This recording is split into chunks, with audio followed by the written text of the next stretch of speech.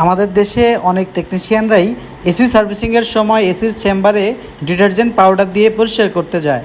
এতে করে এসির চেম্বার কিংবা ভ্যাবরেটরের মারাত্মক ক্ষতি হওয়ার সম্ভাবনা রয়েছে।